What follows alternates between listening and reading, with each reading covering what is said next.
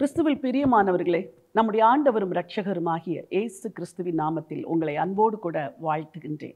இன்னும் ஒரு புதிய மாதத்தில் பிரவேசிக்க தேவன் செய்த கிருபைகளுக்காக தேவனை உள்ளத்தின் ஆழத்திலிருந்து நான் ஸ்தோத்திரிக்கின்றேன். கடந்த 7 மாதங்களும் அற்புதமாய் நடத்தின ஆண்டவர் இந்த புதிய மாதத்திலும் நிச்சயமாக உங்கள் வாழ்க்கையில் பெரிய காரியங்களை செய்வார். இந்த மாதத்திற்கென்று தேவன் ஒரு விசேஷமான வார்த்தை நமக்கு கொடுத்திருக்கிறார். ஒவ்வொரு மாதமும் கர்த்தர் தருகிற வார்த்தைகளை பற்றி கொண்டு அந்த மாதமெல்லாம் நடப்பதற்கு ஆண்டவர் நமக்கு கிருபை செய்திருக்கிறார். இந்த மாதத்திற்கென்றும் ஆண்டவர் ஒரு விசேஷ வார்த்தையை கொடுத்திருக்கிறார். உங்களுக்காக அந்த வேத பகுதியை நான் வாசிக்க விரும்புகிறேன். எரேமியா தீர்க்கதரிசன புத்தகம் 20ஆம் அதிகாரம் 11வது வசனம். Book of Jeremiah chapter 20 verse 11. கர்த்தரோ பயங்கரமான பராக்கிரமசாலியாய் என்னோடு இருக்கிறார். ஆகையால் என்னை துன்பப்படுத்துகிறவர்கள் மேற்கொள்ளாமல் இடறுவார்கள்.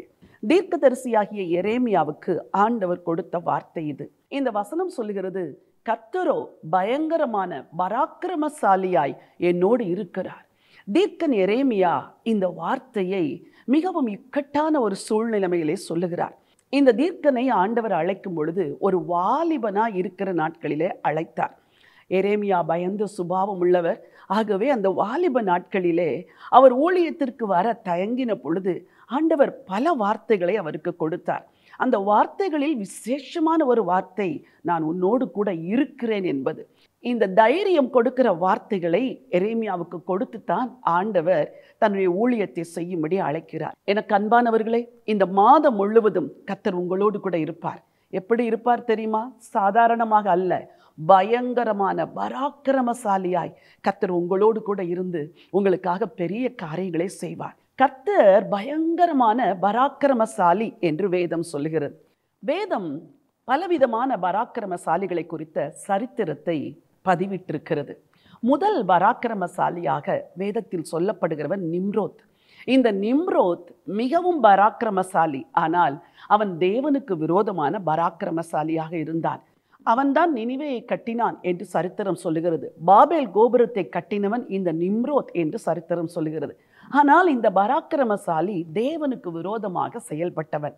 இதை அடுத்து எப்தா, கிதியோன், கீஸ், சவுல், தாவீது, யோனத்தான், தாவீதின் பராக்கிரமசாலிகள் என்று பலரை குறித்து நாம் வேதத்திலே படிக்கின்றோம். இந்த பராக்கிரமசாலிகள் எல்லாருமே ஆண்டவர் துணை நிற்க பெரிய காரியங்களை செய்தார்கள். சரி, இவர்களெல்லாம் சாதாரண பராக்கிரமசாலிகள். ஆனால் கர்த்தர் எப்படிப்பட்டவராயிருக்கிறார் தெரியுமா? கர்த்தரோ பயங்கரமான பராக்கிரமசாலியாய் என்னோடு இருக்கிறார் என்று எரேமியா எழுதுகிறார். கர்த்தர் பயங்கரமான பராக்கிரமசாலி. இந்த கர்த்தர் எப்படிப்பட்ட பராக்கிரமசாலி என்பதை குறித்து ஓரிரு வசனங்களை வாசிக்க விரும்புகிறேன்.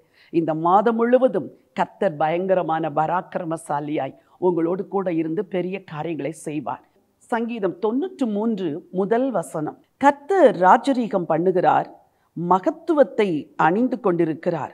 கர்த்தர் பராக்கிரமத்தை அணிந்து அவர் அதை கச்சையாக கட்டி கொண்டிருக்கிறார். ஆதலால் பூச்சக்கரம் அசையாதபடி நிலை பெற்றிருக்கிறது. சங்கீதம் 24:8. யார் இந்த மகிமையின் ராஜா? அவர் வல்லமையும் பராக்கிரமும் உள்ள கர்த்தர். அவர் யுத்தத்தில் பராக்கிரமம் உள்ள கர்த்தராமே. செப்பனியா 3:17.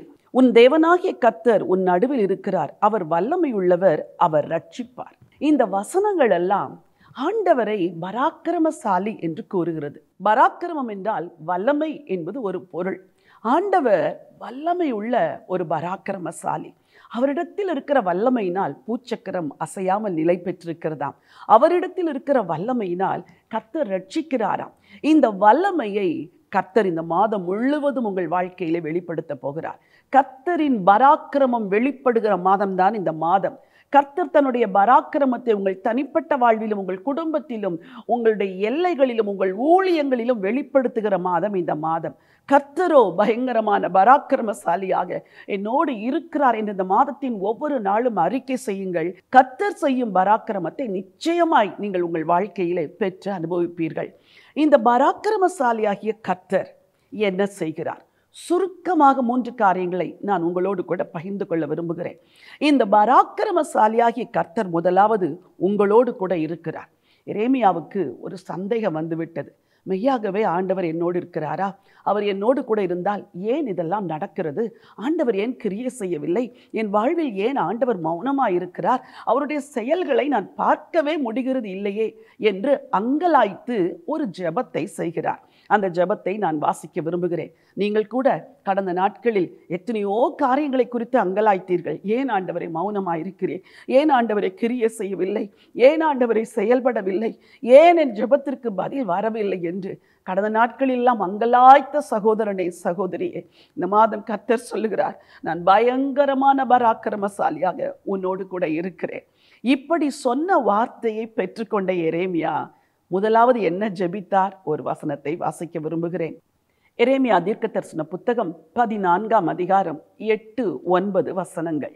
இஸ்ரவேலின் நம்பிக்கையே, ஆபத்து காலத்தில் அதன் இரட்சகரே, நீ தேசத்தில் பரதேசியைப் போலவும் ராத்தங்க இறங்குகிற வழிபோக்கனைப் போலவும் இருப்பானேன்.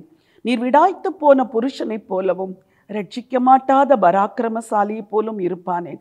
கர்த்தாவே, நீர் எங்கள் நடுவில் இருக்கிறவராமே, உம்முடைய நாமம் எங்களுக்கு தரிப்பிக்கப்பட்டும் இருக்கிறதே, எங்களை விட்டு போகாதிரும். எரேமியாவின் உள்ளத்தில் ஏராளமான கேள்விகள், பாடுகள், துக்கங்கள், பிரச்சனைகள், போராட்டங்கள், கைவிடப்பட்ட நிலைமைகள், தேசமே கைவிடப்பட்ட ஒரு நிலைமை. இந்த நேரத்தில் எரேமியா தேவனை நோக்கி ஜெபிக்கிறார். இஸ்ரவேலின் நம்பிக்கையே, ஆபத்து காலத்தில் அது ரட்சகரே, நீ தேசத்தில் ராத்தங்க இறங்குகிற ஒரு வழிபோக்கனை போலவும் ரட்சிக்க மாட்டாத பராக்கிரமசாலியை போலவும் ஏன் இருக்கிறீர்? நீர் ஏன் செயல்படவில்லை என்று அங்கலாய்த்து ஜெபிக்கிறார். எனக்கு அன்பானவர்களே, நீங்கள் கூட ஆண்டவரிடத்தில் அப்படித்தானே ஜெபித்து கொண்டிருக்கிறீர்கள். ஏன் மௌனமாக இருக்கிறீர்? ஏன் வழிபோக்கனை போல எதுவும் செய்யாமல் இருக்கிறீர்? ஏன் செயல்படாது இருக்கிறீர்? துன்மார்க்க மக்கள் பெருகி இருக்கிறார்கள், பிசாசின் கிரியைகள் பெருகி கொண்டிருக்கிறது. ஆண்டவரே, நீர் ஏன் மௌனமாக இருக்கிறீர் என்று நீங்கள் மட்டுமல்ல, உலகத்தில் எத்தனையோ பரிசுத்தவான்கள் கதறிக்கொண்டிருக்கிற காலம் இது. இப்படிப்பட்ட ஜெபங்களுக்கெல்லாம் பதில் கொடுக்கும்படிதான் கர்த்தர் சொல்லுகிறார், நான் பயங்கரமான பராக்கிரமசாலியாய் உன்னோடு கூட இருக்கிறேன். நான் உனக்காக பெரிய காரியங்களை செய்ய போகிறேன். என் ஜனத்திற்காக நான் பெரிய காரியங்களை செய்வேன் என்று ஆண்டவர் வாக்கு பண்ணுகிறார். ஓரிரு வசனங்களை வாசிக்க விரும்புகிறேன். கவனமாய் கேளுங்கள். வசனம் தான் விசுவாசத்தை கொடுக்கும், என் வார்த்தைகள் அல்ல. வசனம் தான் உங்களுக்கு விடுதலையை கொடுக்கும், வசனம் தான் நம்பிக்கையை கொடுக்கும், வசனம் தான் உங்களுக்காக பெரிய காரியங்களை செய்யும். எரேமியா தீர்க்கதரிசன புத்தகம் 1ஆம் அதிகாரம் 8வது வசனம். கவனமாய் கேளுங்கள். நீ அவர்களுக்கு பயப்பட வேண்டாம், உன்னை காக்கும்படிக்கு நான் உன்னுடனே இருக்கிறேன் என்று கர்த்தர் சொல்லுகிறார். வசனம் 19. அவர்கள் உனக்கு விரோதமாக யுத்தம் பண்ணுவார்கள், ஆனாலும் உன்னை மேற்கொள்ள மாட்டார்கள். உன்னை ரட்சிக்கும்படிக்கு நான் உன்னுடனே இருக்கிறேன் என்று கர்த்தர் சொல்லுகிறார். எரேமியாவுக்கு ஊழியத்தில் பெரிய போராட்டம், சுற்றிலும் விரோதிகள், சுற்றிலும் எதிரிகள். வேறு யாரும் அல்ல, இஸ்ரவேல் ஜனங்களே விரோதிகளாய் மாறினார்கள். இந்த சுற்றிலும் இருக்கிற எதிரிகள் நடுவிலே எரேமியா வாழ வேண்டும், எரேமியா ஊழியம் செய்ய வேண்டும். நீங்கள் கூட அப்படித்தான். உங்களை சுற்றிலும் இருக்கிற எதிரான மக்கள் மத்தியிலே ஒவ்வொரு நாளும் போராட்டத்தோடு வாழ்ந்து கொண்டிருக்கிறீர்கள். அவர்களை எதிர்க்க பலனும் இல்லை, அவர்களோடு கூட போராடவும் பலனும் இல்லை. இந்த சூழ்நிலைமையிலே கர்த்தர் சொல்லுகிறார், எரேமியா, நான் உன்னோடு கூட இருக்கிறேன். எதற்கு தெரியுமா? உன்னை காக்கும்படிக்கு நான் உன்னோடு கூட இருக்கிறேன். என்னை தாண்டி உனக்கு எதுவும் நடக்காது எரேமியா. என்னை தாண்டி உன் வாழ்வில் எதுவுமே நிகழாது. நான் உன்னை ரட்சிக்கும்படிக்கு உன்னோடு கூட இருக்கிறேன். அவர்கள் உன்னோடு யுத்தம் பண்ணுவார்கள், ஆனாலும் உன்னை மேற்கொள்ள மாட்டார்கள். ஆண்டவருடைய வார்த்தையை பாருங்கள். இந்த மாதம் எல்லாம் உங்களோடு கூட மக்கள் யுத்தம் செய்யலாம், விரோதிகள் யுத்தம் செய்யலாம், குடும்பத்தார் யுத்தம் செய்யலாம். ஐயோ, அழிந்து விடுவேனோ, என் விசுவாசம் ஒன்றுமில்லாமற் போய்விடுமோ என்று நீங்கள் கலங்குகிறீர்கள். ஆண்டவர் சொல்லுகிறார், என் மகனே, என் மகளே, உன்னை காக்கும்படிக்கு நான் உன்னுடனே இருக்கிறேன், உன்னை ரட்சிக்கும்படிக்கு நான் உன்னுடனே இருக்கிறேன். உனக்கு விரோதமாய் எழும்புவார்கள், உனக்கு விரோதமாய் கொந்தளிப்பார்கள், உனக்கு விரோதமாய் கங்கணம் கட்டிக்கொண்டு எத்தனையோ திட்டங்களை தீட்டுவார்கள். ஆனால் உன்னோடு கூட நான் இருக்கிறேன். எப்படி இருக்கிறேன் தெரியுமா? சாதாரணமானவராய் அல்ல, உன்னை காக்கிற பராக்கிரமசாலியாய், உன்னை ரட்சிக்கிற பராக்கிரமசாலியாய் நான் உன்னோடு கூட இருக்கிறேன் என்று சொல்லுகிறார். எதற்கு பயப்படுகிறீர்கள்? எதற்கு என்னை விழுங்கி விடுவார்களோ என்று அஞ்சுகிறீர்கள்? எதற்கு மனிதர்களை குறித்து கலங்குகிறீர்கள்? இந்த மாதமெல்லாம் நீங்கள் சொல்ல வேண்டிய வார்த்தை என்ன தெரியுமா? கர்த்தரோ பயங்கரமான பராக்கிரமசாலியாய் என்னோடு கூட இருக்கிறார். கொஞ்சம் கற்பனை பண்ணி பாருங்கள். உங்களை விட உயரமான தோற்றத்தில் கர்த்தர் ஒரு யுத்த வீரனை போல ஆடை அணிந்து, யுத்த வீரனை போல கையில் ஆயுதங்களை வைத்துக்கொண்டு உங்களை பார்த்து, நீ பயப்படாதே, நான் உன்னோடு கூட இருக்கிறேன் என்று சொன்னால் எவ்வளவு மகிழ்ச்சியாக இருக்கும். இதை விட என்ன வார்த்தை வேண்டும்? இந்த மாதமெல்லாம் இந்த வார்த்தையை பற்றி கொள்ளுங்கள். கர்த்தர் பயங்கரமான பராக்கிரமசாலியாய் என்னை காக்கும்படிக்கு என்னோடு கூட இருக்கிறார், என்னை ரட்சிக்கும்படிக்கு என்னோடு கூட இருக்கிறார். கூடவே எரேமியா இன்னொரு வசனமும் சொல்லுகிறார். 15ஆம் அதிகாரத்தில் வாசிக்க விரும்புகிறேன். எரேமியா 15ஆம் அதிகாரம் 20வது வசனம். உன்னை இந்த ஜனத்துக்கு எதிரே அரணான வெண்கல அலங்கமாக்குவேன். அவர்கள் உனக்கு விரோதமாக யுத்தம் பண்ணுவார்கள், ஆனாலும் உன்னை மேற்கொள்ள மாட்டார்கள். உன்னை ரட்சிப்பதற்காகவும் உன்னை தப்புவிப்பதற்காகவும் நான் உன்னுடனே இருக்கிறேன் என்று கர்த்தர் சொல்கிறார். நான் உன்னை பொல்லாதவர்களின் கைக்கு தப்புவித்து உன்னை பலவந்தரின் கைக்கு நீங்களாக்கி விடுவிப்பேன் என்கிறார். என்ன அருமையான வார்த்தை பாருங்கள். உன்னை ரட்சிப்பதற்காகவும் உன்னை தப்புவிப்பதற்காகவும் பொல்லாத மனிதர்கள் பலவந்தர்களின் கைகளுக்கு உன்னை விடுவிப்பதற்காகவும் நான் உன்னுடனே இருக்கிறேன். எனக்கு அருமையானவர்களே, என் அன்பு வாலிப பிள்ளைகளே, எனக்கு உதவி செய்ய ஒருவரும் இல்லை, என்னை காப்பாற்ற ஒருவரும் இல்லை, என்னை விடுவிக்க ஒருவரும் இல்லை, என்னை தப்புவிக்க ஒருவரும் இல்லை என்று கலக்கத்தோடு இருக்கிறீர்களா? இந்த மாதமெல்லாம் சொல்லுங்கள், கர்த்தாவே, நீர் பயங்கரமான பராக்கிரமசாலியாய் என்னோடு கூட இருக்கிறீர். ஒரு பெரிய யுத்த வீரனை போல என்னோடு கூட இருக்கிறீர் ஆண்டவரே. நான் எதை குறித்தும் பயப்பட மாட்டேன். நான் சந்திக்கிற யுத்தம் என்னுடையது அல்ல ஆண்டவரே, அது உம்முடையது. நான் போராடுகிற இந்த போராட்டம் என்னுடையது அல்ல ஆண்டவரே. நீர் எனக்காக என்னோடு கூட இருந்து காரியங்களை பார்த்து கொள்வீர் என்று கூட இருக்கிற கர்த்தரை மாத்திரம் நோக்கி பாருங்கள். அதிகாலையில் எழுந்து அந்த ஆண்டவரை நோக்கி பாருங்கள். இரவிலே அந்த இரட்சகரை நோக்கி பாருங்கள்.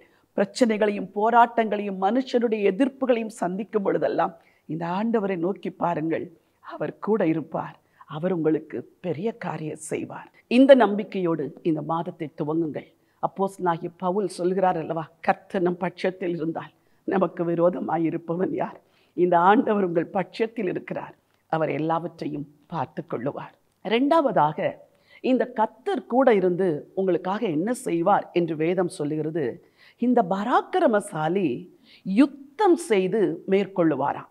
அப்படி என்றால் உங்கள் வாழ்க்கையில் நடக்கிற எல்லா யுத்தங்களையும் அவர் நான் செய்கிறேன் என்று உங்களுக்காக யுத்தம் செய்வாராம். யாத்திராகமம் 14ஆம் அதிகாரம் 13, 14 வசனங்களை வாசித்து பாருங்கள். கர்த்தர் உங்களுக்காக யுத்தம் பண்ணுவார், நீங்கள் சும்மா இருப்பீர்கள் என்று சொன்ன வசனத்தின்படி இந்த பராக்கிரமசாலியாகிய கர்த்தர் உங்களோடு கூட இருந்து உங்கள் யுத்தங்களை நடத்துவார். உங்கள் போராட்டங்களிலே இவர் உங்களுக்காக துணையாய் நின்று யுத்தம் செய்வார். கர்த்தர் உங்களுக்காக ஜெயத்தை கொடுப்பார். வசனம் சொல்லுகிறது, இந்த கர்த்தர் யுத்தம் செய்து மேற்கொள்ளுவாராம்.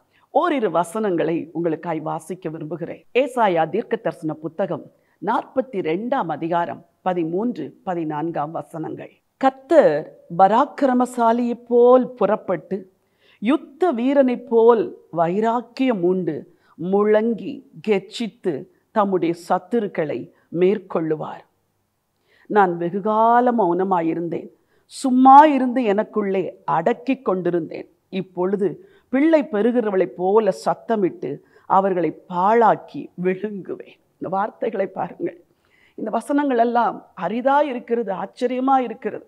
ஆண்டவர் சொல்லுகிறார், நான் வெகுகாலம் மௌனமாயிருந்தேன், இனிமேல் நான் மௌனமாக இருக்க மாட்டேன். என் அன்புக்குரியவர்களே, ஆண்டவர் வெகுகாலம் உங்கள் வாழ்க்கையில் சும்மா இருந்ததை போல உணர்கிறீர்களா? வெகுகாலம் பொறுத்திருந்து விட்டீர்களா? நெடுநாட்கள் காத்திருந்து விட்டீர்களா? வெகு காலம் மௌனமாய் சகித்தீர்களா?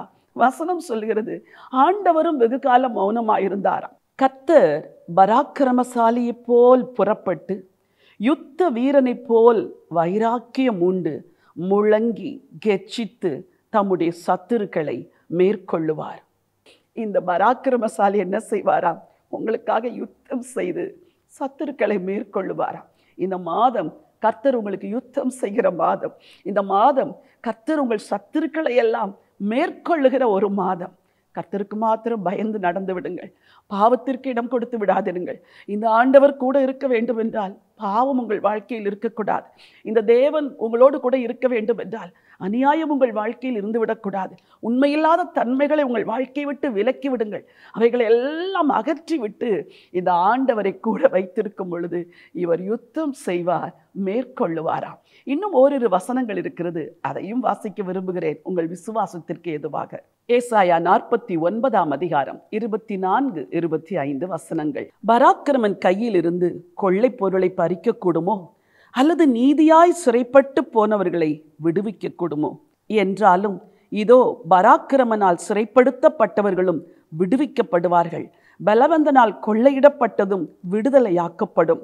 உன்னோடு வழக்காடுகளோட நான் வழக்காடி உன் பிள்ளைகளை ரட்சித்துக் கொள்ளுவேன். வசனம் சொல்கிறது, பராக்கிரமனால் பிடித்து கொள்ளப்பட்டவர்கள் விடுவிக்கப்படுவார்களோ, சிறைப்பட்டு போனவர்கள் விடுதலையாக்கப்படுவார்களோ? அப்படி இதுவரைக்கும் நடந்ததே இல்லை. ஆனால் உனக்காக அந்த பராக்கிரமனை விட நான் பெரிய பராக்கிரமசாலியாய் இருந்து உன்னை ரட்சிப்பேன், உன் பிள்ளைகளை விடுவிப்பேன் என்று ஆண்டவர் சொல்லுகிறார். இந்த வசனம் அற்புதமாய் இருக்கிறது. இதோ பராக்கிரமனால் சிறைப்படுத்தப்பட்டவர்களும் விடுவிக்கப்படுவார்கள், பலவந்தனால் கொள்ளையிடப்பட்டதும் விடுதலையாக்கப்படும். உன்னோடு வழக்காடுகளோட நான் வழக்காடி உன் பிள்ளைகளை ரட்சித்துக் கொள்ளுவேன்.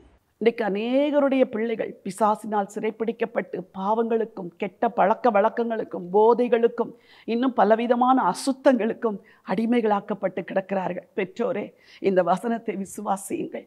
என் அன்பு சகோதரி, உன் கணவருக்காகவும் உன் பிள்ளைகளுக்காகவும் இந்த வசனத்தை விசுவாசி. என் அன்பு சகோதரனை, உங்கள் மனைவிக்காகவும் உங்கள் பிள்ளைகளுக்காகவும் இந்த வசனங்களை விசுவாசியுங்கள். பலவந்தனால் சிறைப்பிடிக்கப்பட்டதும் விடுதலையாக்கப்படும், உன் பிள்ளைகளை நான் ரட்சித்து மீட்டுக் கொள்வேன் என்று சொன்ன கர்த்தர் இந்த மாதம் உங்கள் குடும்பத்தை விடுவிக்க துவங்குவார். எந்தெந்த பராக்கிரமமுள்ள பிள்ளைகள் எல்லாம் பிசாசுக்கு சிறையாகி அடிமைகளைப் போல விலங்கிடப்பட்டு நடக்கிறார்களோ, அந்த பிள்ளைகளை எல்லாம் ஆண்டவர் விடுதலை செய்வேன் என்று சொல்லுகிறார். கர்த்தரை மாத்திரம் நோக்கி பாருங்கள். உங்கள் நம்பிக்கையை விட்டு விடாதிருங்கள், ஜெபத்தை விட்டு விடாதிருங்கள், உங்கள் உபவாசத்தை நிறுத்தி விடாதிருங்கள். இந்த பராக்கிரமசாலி பலவந்தனால் சிறைப்பிடிக்கப்பட்ட உங்கள் பிள்ளைகளை விடுதலையாக்குவார், மீட்டு கொண்டு வந்து தருவார். உங்கள் பிள்ளைகளை குறித்த காரியங்களை கர்த்தர் மேல் வைத்து விடுங்கள், கர்த்தர் எல்லாவற்றையும் பார்த்து கொள்வார். இந்த பராக்கிரமம் உள்ள கர்த்தர் பயங்கரமான பராக்கிரமசாலியாய் யுத்தம் செய்வாராம், விடுவிப்பாராம். உங்கள் குடும்பங்களிலே விடுதலை வருகிறதை இந்த மாதத்திலிருந்து நிச்சயமாய் பார்க்க துவங்குவீர்கள். மூன்றாவதாக, இந்த பயங்கரமான பராக்கிரமசாலியாகிய கர்த்தர் உங்களோடு கூட இருப்பதினால் அவர் மாத்திரம் கிரியை செய்ய விரும்புகிறதில்லை, நீங்களும் பராக்கிரமமான செயல்களை செய்வதற்கு விரும்புகிறார். தன் பராக்கிரமத்தில் உங்களுக்கும் பங்கு கொடுக்கிறார். என் மகனே, என் மகளே, நீ என் பிள்ளையா இருக்கிறபடினால் நான் பராக்கிரமம் செய்வது போல நீயும் பராக்கிரமம் செய்வாய், நீயும் பெரிய காரியங்களை செய்வாய் என்று ஆண்டவர் சொல்லுகிறார். ஓரிரு வசனங்களை வாசிக்க விரும்புகிறேன். சங்கீதம் 60, 11, 12. இக்கட்டில் எங்களுக்கு உதவி செய்யும் மனுஷருடைய உதவி விருதா, தேவனாலே பராக்கிரமம் செய்வோம், அவரே எங்கள் சத்துருக்களை மிதித்து போடுவார். சங்கீதக்காரன் சொல்லுகிறார், இக்கட்டில் தேவன் எங்களுக்கு உதவி செய்வார். எங்கள் தேவன் எங்களுக்கு உதவி செய்கிறபடினாலே தேவனாலே நாங்களும் பராக்கிரமம் செய்வோம் என்று. இது எவ்வளவு அருமையாக இருக்கிறது. நீங்கள் சும்மா இருப்பீர்கள் என்று சொல்லி ஒரு காலகட்டத்தில் ஆண்டவர் நமக்கு உதவி செய்தார். ஆனால் இப்பொழுது உதவியற்ற நிலைமையில் இருக்கிற மக்களுக்கு நீங்கள் உதவியாக இருக்கும்படி தேவனாலே நீங்கள் பராக்கிரமம் செய்வீர்களாம். லூக்கா எழுதின சுவிசேஷம் 10 அதிகாரம் 19 வசனத்தை வாசிக்க விரும்புகிறேன். இதோ சர்ப்பங்களையும் தேள்களையும் மிதிக்கவும் சத்துருவினுடைய சகல வல்லமையும் மேற்கொள்ளவும் உங்களுக்கு அதிகாரம் கொடுக்கிறேன், ஒன்றும் உங்களை சேதப்படுத்த மாட்டார். ஒரு காலத்தில் ஆண்டவர் கூட இருந்தார், ஒரு காலத்தில் ஆண்டவரை உங்களுக்காக யுத்தம் செய்தார். இப்பொழுது ஆண்டவர் தன் அதிகாரத்தை உங்களுக்கு கொடுக்கிறாரா. இதோ சத்துருவின் சகல வல்லமைகளை மேற்கொள்ள உங்களுக்கு அதிகாரம் கொடுக்கிறேன், ஒன்றும் உங்களை சேதப்படுத்த மாட்டாது, ஒன்றும் உங்களை மேற்கொள்ள மாட்டாது. இந்த வசனத்தின் அர்த்தம் என்ன? எதுவும் உன்னை மேற்கொள்ளாது. இந்த மாதம் முழுவதும் நீ மேற்கொள்ளுவாய், எதுவும் உன்னை மேற்கொள்ளாது. இதுதான் ஆண்டவர் உங்களுக்கு கொடுக்கிற வார்த்தை. எனக்கு அன்பானவர்களே, ஆண்டவர் அவர் பராக்கிரமசாலி. இன்றைக்கு தன் கையில் இருக்கிற பட்டயத்தை உங்கள் கையிலே கொடுக்கிறார், தன் கையில் இருக்கிற யுத்த ஆயுதங்களை உங்கள் கரத்திலே கொடுக்கிறார். தன்னுடைய நாமத்தை, இயேசு என்ற நாமத்தை உங்களுக்கு கொடுத்திருக்கிறார். தன்னுடைய இரத்தத்தில் இருக்கிற வல்லமையை உங்களுக்கு கொடுத்திருக்கிறார். தன்னுடைய சமூகத்தை உங்களுக்கு கொடுத்திருக்கிறார். தன்னிடத்தில் இருக்கிற அதிகாரத்தை உங்களுக்கு கொடுத்து, நீ புறப்பட்டு போ, இப்பொழுது நீ யுத்தம் செய், நீ ஜனங்களை விடுதலை செய் என்று ஆண்டவர் உங்களை அதிகாரப்படுத்துகிறார். ஆண்டவர் உங்களுக்கு மேற்கொள்ளும் அந்த பலனை கொடுக்கிறார். நீங்கள் என்ன செய்ய வேண்டும் தெரியுமா? உங்களை சுற்றி இருக்கிற மக்கள் நொறுங்குண்டவர்கள், நறுங்குண்டவர்கள், உடைக்கப்பட்டவர்கள், பிசாசினால் பிடிக்கப்பட்டவர்கள், இவர்கள் எல்லாருக்கும் விடுதலையை கொடுக்கிற பராக்கிரமசாலியாய் நீங்கள் செயல்பட வேண்டும். முக்கியமாக தேவனுடைய ஊழியத்தை செய்கிற தேவ ஊழியரே, உங்களுக்கு நான் சொல்ல விரும்புகிறேன், ஆண்டவர் உங்களுக்கு ஒரு அதிகாரத்தை கொடுக்கிறபடினால் அந்த அதிகாரத்தை கையில் எடுங்கள். ஒரு காலத்தில்தான் பிசாசையெல்லாம் நாம் துரத்த முடியாது என்ற நிலைமை இருந்து வந்தது மக்கள் மத்தியிலே. ஆனால் இப்பொழுது இந்த அதிகாரத்தையே ஆண்டவர் உங்கள் கையிலே கொடுத்து விட்ட பொழுது நீங்கள் ஏன் சும்மா இருக்க வேண்டும்? சத்துருவின் சகல வல்லமைகளை மேற்கொள்ள அதிகாரம் கொடுத்திருக்கிறபடினால், முதலாவது உங்கள் வாழ்க்கையில் போராடுகிற பிசாசின் கிரியைகளை நீங்களே அழிக்கப் போகிறீர்கள். இரண்டாவது, உங்கள் குடும்பத்தில் போராடுகிற பிசாசின் கிரியைகளை நீங்கள் அழிக்கப் போகிறீர்கள். நீங்கள் ஒரு எளிய குடும்ப பெண்ணாக இருக்கலாம், நீங்கள் ஒரு சாதாரண தொழில் செய்கிற ஒரு நபராக இருக்கலாம். நீங்கள் விடுதலைக்காக இன்னொருவரை தேடி போன காலங்களெல்லாம் முடிந்து நீங்களே அதிகாரத்தை எடுத்து உங்கள் குடும்பத்தில் போராடுகிற பிசாசின் கிரியைகளை நீங்கள் அழிக்கப் போகிறீர்கள். சரி, தேவனுடைய ஊழியரே, உங்களுக்கு கர்த்தர் இந்த அதிகாரத்தை கொடுத்தால் நீங்கள் சும்மா இருக்கலாமா? இந்த மாதத்திலிருந்து கர்த்தராகிய இயேசு உங்கள் கையில் கொடுத்திருக்கிற அந்த அதிகாரத்தை கையில் எடுத்து எல்லா பிசாசின் கிரியைகளை அழித்து ஜனங்களை விடுதலை செய்யுங்கள். நீங்கள் கட்டளை கொடுக்க பிசாசுகள் விலகும். நீங்கள் கட்டளை கொடுக்க மாந்திரீக சக்திகள் உடையும். நீங்கள் கட்டளை கொடுக்க, நீங்கள் ஜெபம் பண்ண, ஜனங்கள் மேல் இருக்கிற பில்லி சூனியம், செய்வினைகள், போராட்டங்கள், மாந்திரீக கட்டுகள் எல்லாவற்றையும் கர்த்தர் உடைத்து போடுவார். நீங்களாக இதை செய்ய போகிறதில்லை. ஒரு பராக்கிரமசாலி கூட இருக்கிறார், ஒரு தகப்பன் கூட இருக்கிறார். அவர் சொல்லுகிறார், போ மகனே, இவைகளை எல்லாம் நீ நொறுக்கி போடு, அழித்து போடு, மிதித்து போடு, உடைத்து போடு என்று அவர் கட்டளை கொடுக்க, அவர் கட்டளைக்கு கீழ்ப்படிந்து நீங்கள் செயல்பட துவங்கும் போது ஒரு பிசாசும் உங்களுக்கு விரோதமாக எதிர்த்து நிற்க முடியாது. வசனம் சொல்லுகிறது, சத்துருவின் சகல வல்லமைகளையும் மேற்கொள்ள உனக்கு அதிகாரம் கொடுத்திருக்கிறேன். இனிமேல் உன் ஊழியத்தில் ஒரு பெரிய விரிவாக்கம், இனிமேல் உன் ஊழியத்திலே ஒரு பெரிய தேவனுடைய வல்லமையை நீ காண்பாய், விளங்கப் போகிறது. மகனே, மகளே, வாலிப ஊழியர்களே, உங்களை பார்த்து நான் சொல்லுகிறேன், ஆண்டவர் தருகிற அதிகாரத்தை கையில் எடுங்கள். ஒரு பகுதி தேவனுக்காய் பரிசுத்தமாய் வாழுங்கள், உண்மையாய் வாழுங்கள், பாவத்திற்கு விலகி ஓடுங்கள், பண ஆசை இல்லாமல் வாழுங்கள்.